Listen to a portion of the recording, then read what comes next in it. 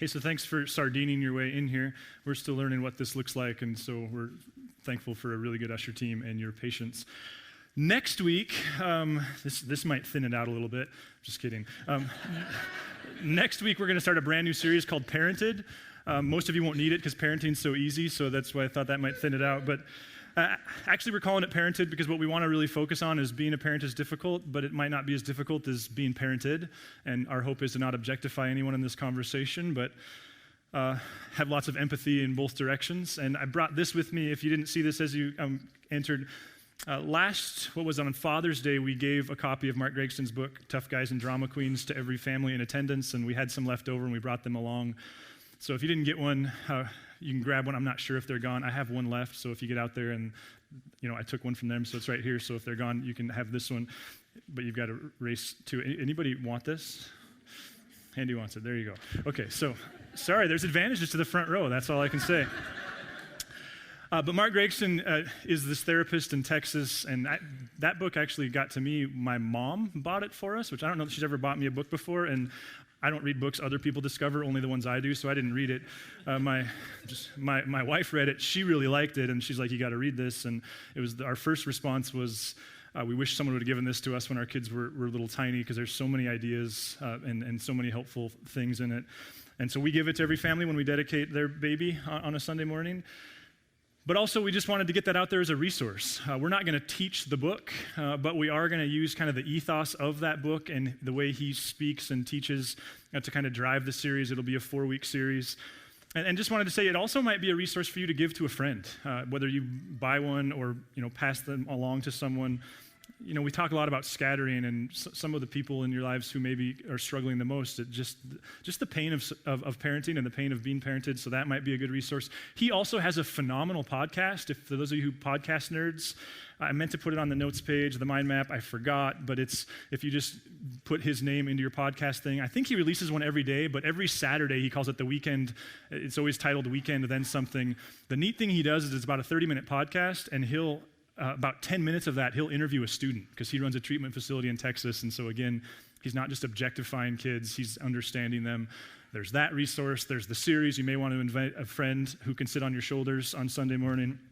But for some of your friends, coming to church might be too weird. And so we get that. That's why Marla works really, really hard on that podcast. And thanks to her, that thing is now live by 1 o'clock on Sunday afternoon. So you can point them to that. And then by the first week of October, we'll have a live stream on YouTube. We'll have a YouTube channel. You can point your friends in that direction. And our intention there isn't necessarily to encourage people to do church without community, but our intention is to just be smart about what the research is telling us. And part of what the research is telling us is that for lots of our friends and coworkers and neighbors, in places where they have a YouTube channel where you can tune up, dial in the experience live, or even you could dial it up on Tuesday afternoon. What they're seeing is that a lot of people, they're doing that for a year, as much as a year before they ever get comfortable coming with you to church. So lots of resources. Want to let you know that's where we're going next week. This week, I want to finish that mini conversation we started last week about faith. Someone actually asked me yesterday, what are you teaching tomorrow? And I was too embarrassed to answer the question because it's like, faith. Okay, but what are you teaching, right? But what we did last week is we tried to kind of simplify things as we move into our 10th year of being a church together.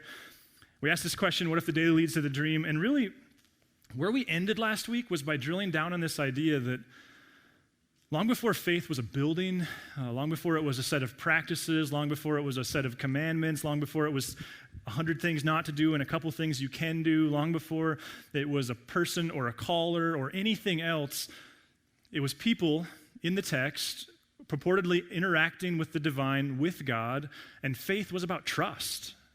That faith, before it's about any of those other things, is about confidence in God. And as Dallas Willard says, I think so well, a confidence that influences our attitude towards God as well as our actions. And so this week, I want to grab what I think is the logical next question, but I guess ultimately you're the judge of whether or not it's logical based upon whether or not this makes any sense to you this morning. And that's this, what do we do if we want to grow our faith?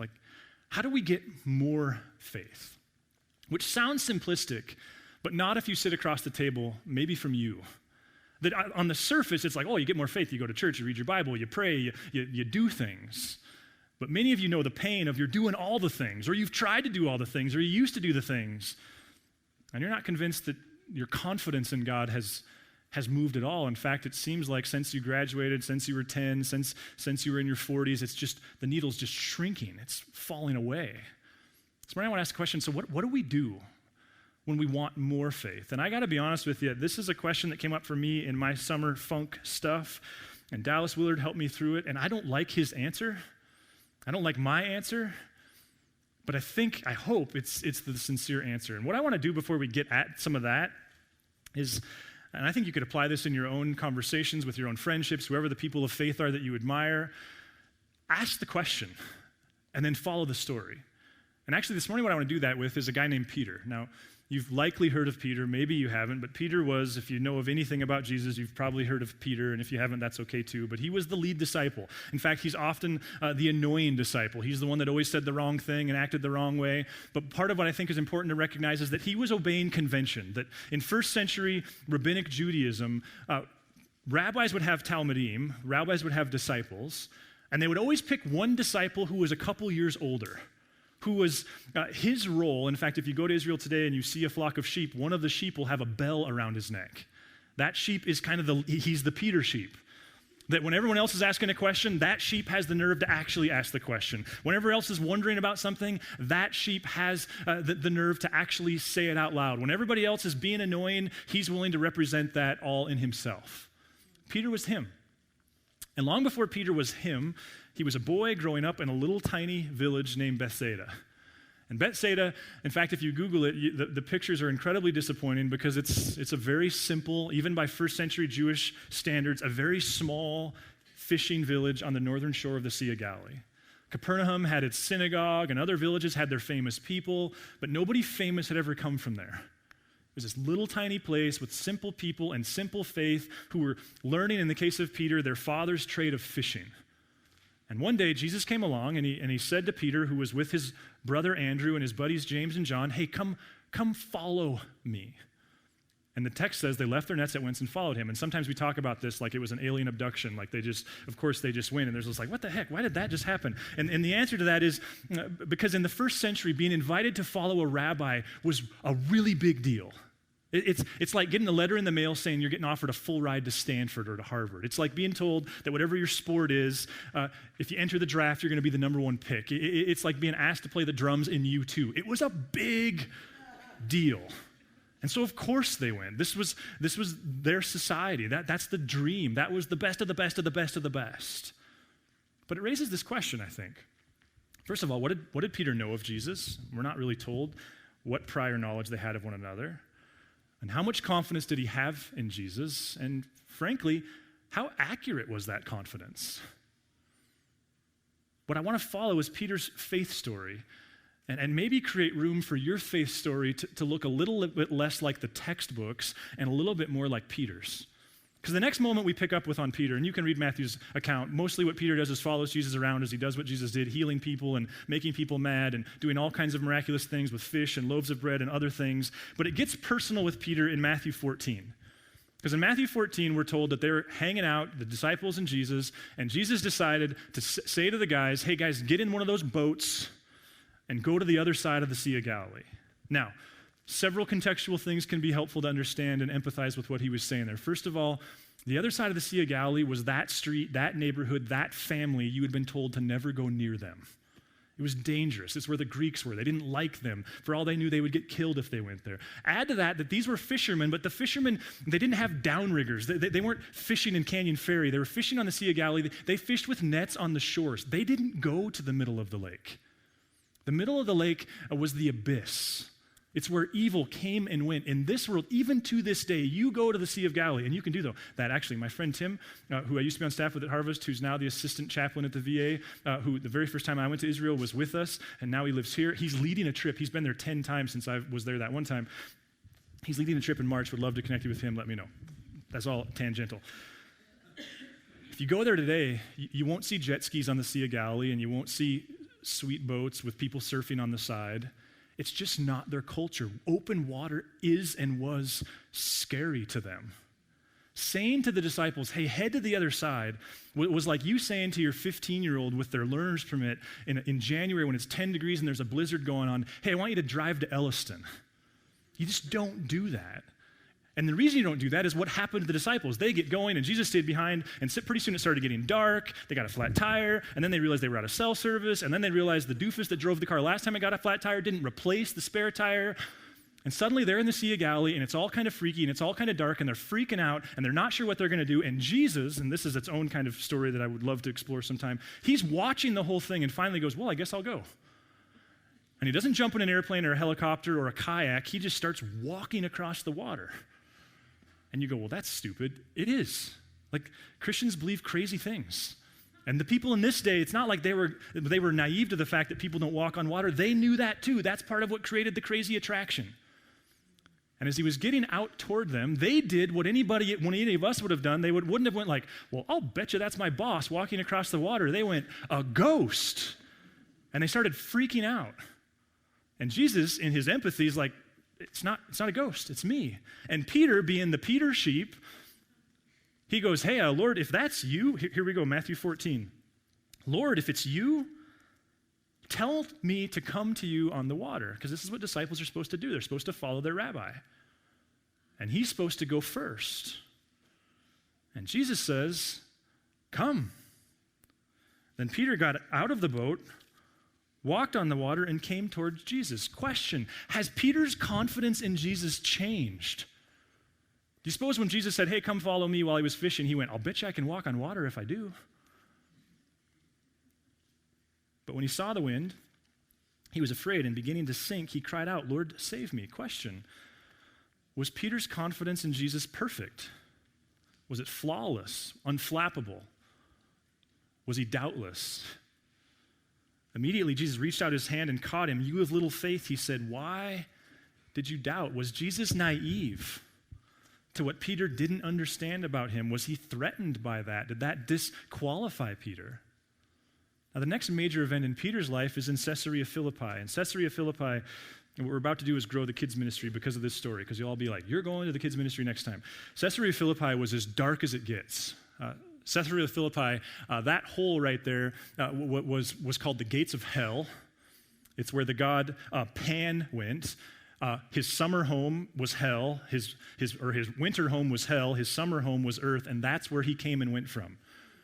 When he came, he sprinkled fertilizer or liquid all over people. That was the idea. That's where the rains come from. And what used to come from that hole until an earthquake several centuries ago was the Jordan River. That was the mouth of the Jordan River. It doesn't come from a confluence of three rivers like, say, the Missouri. It was a spring that came out of the ground. And of course, life was dependent upon the Jordan River in this world. And so you can imagine the superstition, because you realized your entire enterprise, your entire family's livelihood depended upon that water coming out of that rock at that place. That's where they worshiped Pan. And here's what the worship service looked like. This is the part that's about to populate the kids' ministry. Sorry for the graphic nature here, but I think it matters. When Pan came out of Hades, he was there to sprinkle his semen, which was rain, all over the earth. And the way you encouraged him to do that was they brought out from their worship background a giant statue, which was a giant stone erect penis. And the worship service, sorry if you're 13 and this is getting awkward because that's your dad next to you. The worship service was all the males in attendance masturbated to give Pan their worship, which quickly turned into an orgy that involved sheep and goats and children and one another.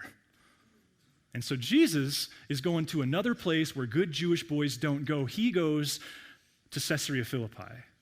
And it's there that he says to Peter, hey, Peter, actually says to all of them, who do people say that I am? And they're like, well, some say you're Moses, and some say you're Elijah, like some say you're the next Eddie Vedder, and others say you're Tom Brady, but others go like, no, I'm not even sure you're Dak Prescott. Like there's this whole thing that ensues. And he looks at Peter, because he's the Peter sheep. It's his job to speak. And he says, Peter, who do you all say that I am? And Peter says, we say you're the Christ, the Son of God, the fulfillment of the Jewish Messiah, which is Peter's way of saying, you're David, and we're about to strap on swords and build a kingdom and live in a castle and kick some Roman butt, and we're about to be the authority in these parts again. And Jesus says to him, and I tell you, that you are Peter, and on this rock I will build my church, and the gates of Hades will not overcome it. Now, this has been the source of debate for 2,000 years. Who's the rock? Some say the rock is Peter, and hence there's this whole system of popes that has ensued, and that may be the case. Others, and especially those doing the archaeological work right now, would say, no, the rock is that rock. And the message to Peter was, hey, Peter, the community I'm building, the work I'm doing, it's going to use people that are this broken. Not the perfect people down on the rock, which is Jerusalem, because by the way, the temple is also built on top of a rock. But these people's stories. I have a friend who, his moment with God there was, I'm sick of using your strengths. I want to use your failures. So he's saying to Peter, it's not the perfect people. Question, did Peter understand what he was saying? Well, go read the book of Acts, and when you see Peter was at the forefront of those arguing that in order to follow Jesus, you had to have your Jewishness put together. Was his faith changing? Was it evolving? Was it accurate? They're leaving there. And as they're walking away from what is today called Banyas, if you want to Google that, or Caesarea Philippi, as they're walking away, he starts to describe to them, hey guys, I just want to let you know, it's not going to involve a sword, and it's not going to involve this military victory. It's going to involve my demonstrating who God is through my self-giving love. I'm about to die. And Peter's like, you can't die. We don't win Super Bowls if you're dead. You cannot die. And he pulls him aside and says, over my dead body. And Jesus says, it's not the way it works. Jesus turned to him and said, get behind me, Satan. You're a stumbling block to me. You do not have in mind the concerns of God, but merely human concerns. Question, was Peter's confidence in God growing? Did he have faith?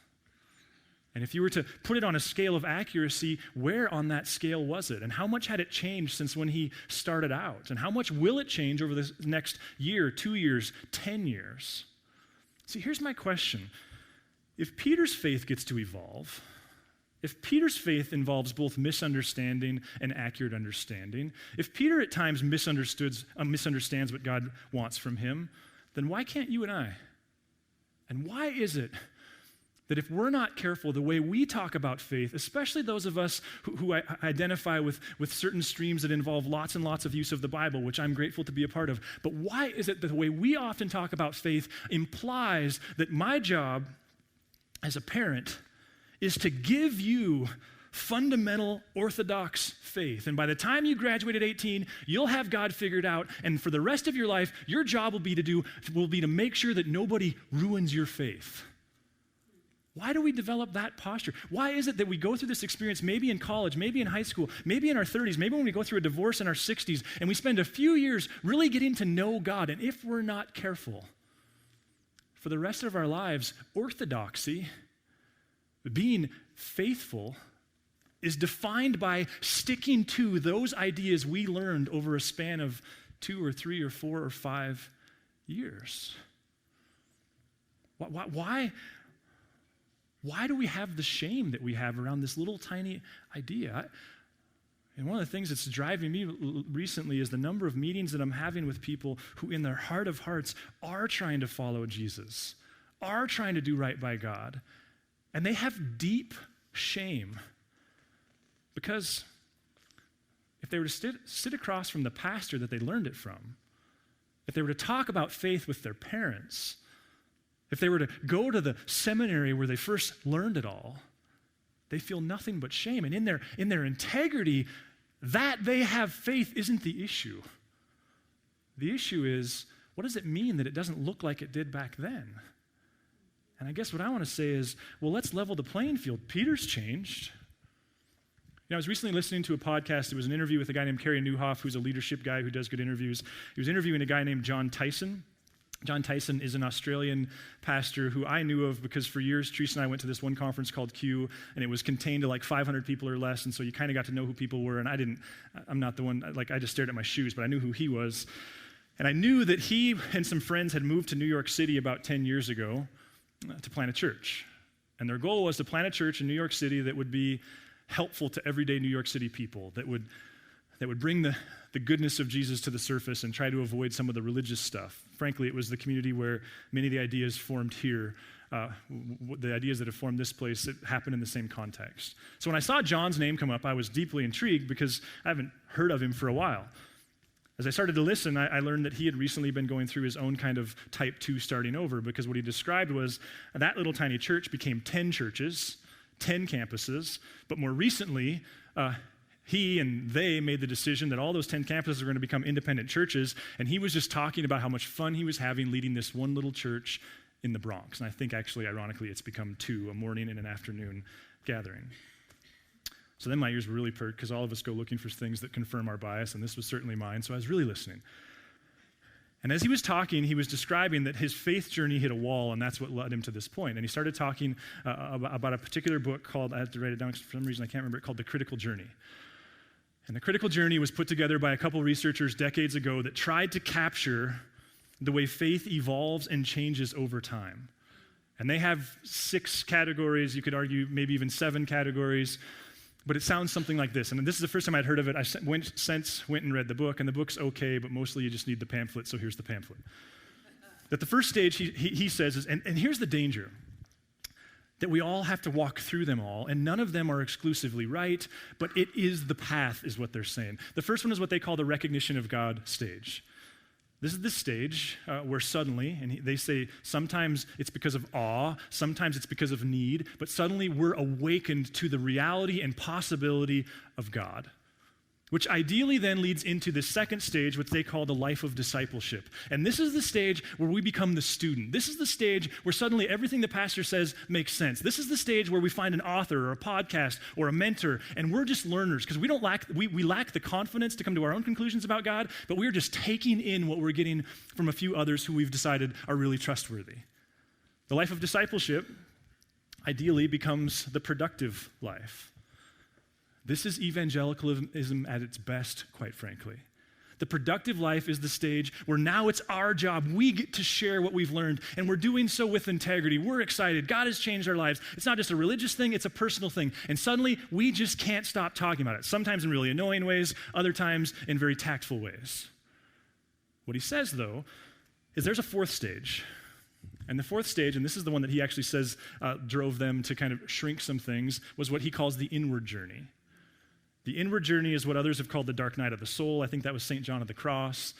Richard Rohr calls it the second half of life, which isn't a year thing, it's a faith thing. In the inward journey, suddenly everything that made so much sense and was so black and white, it doesn't work anymore. And the God who recently seemed so close and so personal, suddenly we just feel like we're beating our head against the wall. And we're married to somebody, or we're roommates with somebody, and they're talking about how personal God is to them, and we're just not there anymore. And suddenly, all things are shades of gray, and we're not even sure what exactly we believe. We hit the wall, is what they call it. What used to work doesn't anymore. And here's the real tension, that Tim was just explaining this to me, which is my friend who's leading the trip to Israel. So another teaser for why you should spend $20,000 to go to Israel. It's not actually that expensive. But to get around the wall, you have to back up. And you have to find a new path. And the new path feels like betrayal of something. No one's ever told you it's a predictable iteration of the original path. To you, it feels like apostasy. To you, it feels unorthodox. Because suddenly, your path is distinct from your parents' path. And ideally, and to be sure, many people who we label as non-Christians or don't have faith, this is where they got stuck, and perhaps nobody affirmed to them that that's all part of that journey. You're not betraying Jesus. Many of us get here.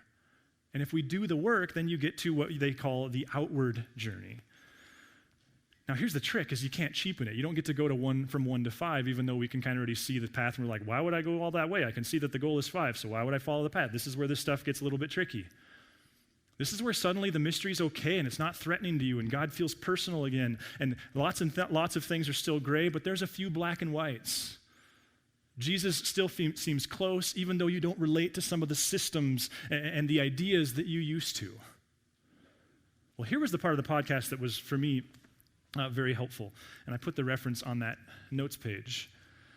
At one point, Kerry Newhoff, he asked him, he said, is it fair to say that most Christian leaders don't ever get past stage 3. And Christian leader, Christ follower, same thing, right? You call me pastor, I'm calling you pastor.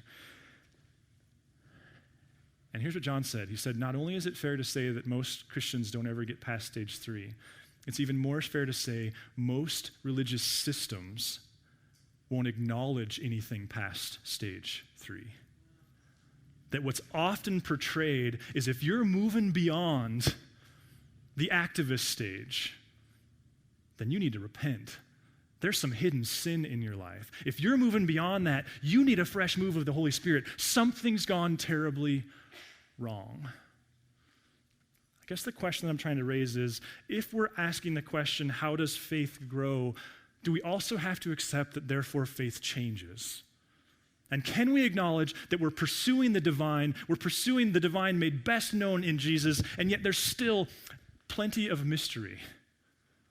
And getting everything spot on accurate really isn't the goal.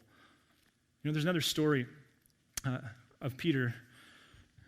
There's this time where Peter, and I like to think of Peter with his chest out, and he's kind of proud here. He's starting to pick up on this Jesus doesn't just want to kick his enemy's butt, but he kind of wants to forgive them along the way. And he's kind of for those of you who like a hippie Jesus, like he's starting to figure out the hippie Jesus who is all about loving people and winning wars and all these different things. And he comes to Jesus, and he goes, Matthew 18, let me just go there. I got too proud of my own caricature. Then Peter came to Jesus and said, Lord, how many times shall I forgive my brother or sister who sins against me? Up to 7 times? Can't you see him kind of go like, oh, I'm kind of getting this now. We're supposed to love our enemies. And Jesus' response is, tell you, not 7 times, but 77 times. Some translations say 70 times 7. And can't you almost just see it like a mom watching her kid take the first steps? There's a sense of like, okay, so you've taken that one. Okay, now you've gone that far. Can I get you to go this far? There's a man by last name Hart who talks about this idea that all of us, we're all tourists. All of us are travelers. But the distinction that we get to make is are we going to be pilgrims or are we going to be tourists? His point is we're all travelers. And his point is this, that tourists, they like destinations. You know, they like to put their stamp on things.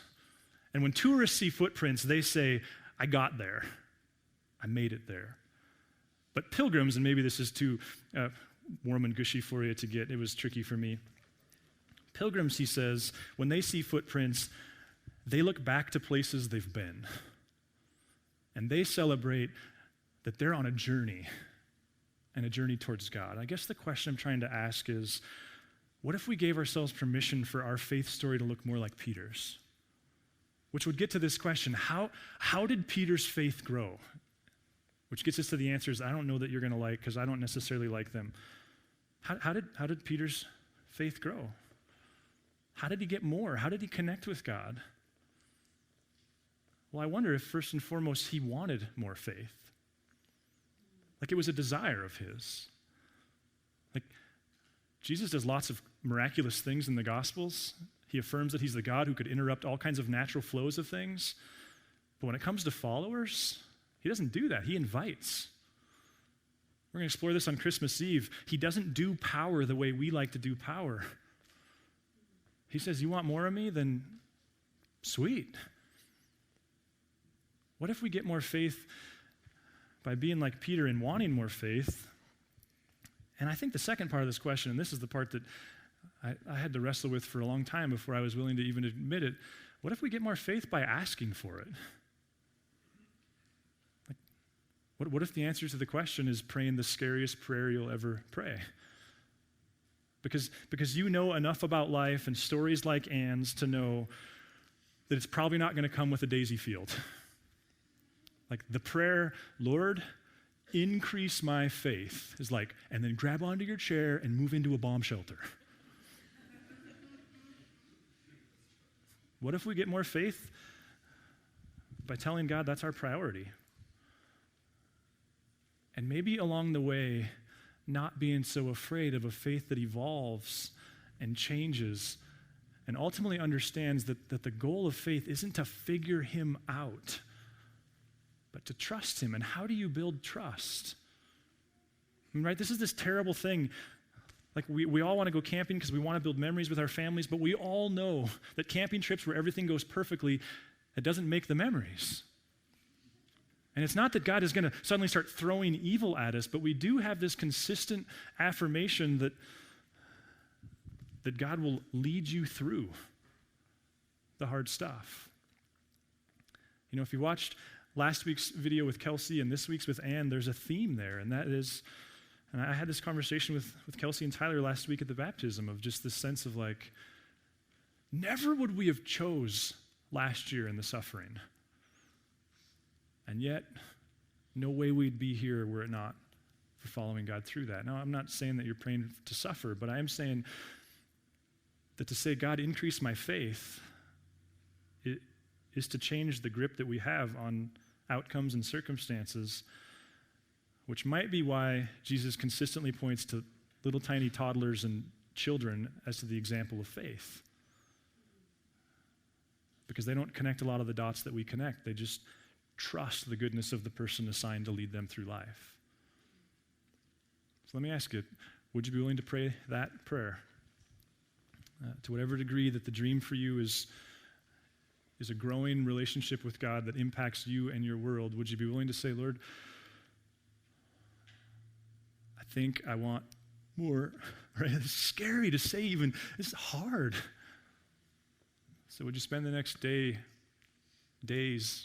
week, mustering the courage to pray that prayer, and then we get it the way Peter did. We just follow him where he leads us. Jesus, thanks. Thanks that you relate to us on a personal level, and thanks, God, that you're bigger than our minds, you're bigger than our systems, you're bigger than our book, you're bigger than our theology in our churches. But thanks, God, that that's a good thing, not a threatening thing. Thanks for sending your Son, that he brought clarity, finality, in a sense, to who you are and what you're like. And yet he still left a lot of questions unanswered. So Jesus, as we journey, those of us without faith, just wondering what the heck and why it doesn't connect for us, would you give us the courage to just pray the prayer, not that prayer, but this prayer. And God, for those of us in faith, would you make us the kinds of people who are pilgrims, looking to get further and closer to you. Amen. If you would like to engage further with Narrate Church, you can find contact information online, www.narratechurch.org. We would love to hear from you.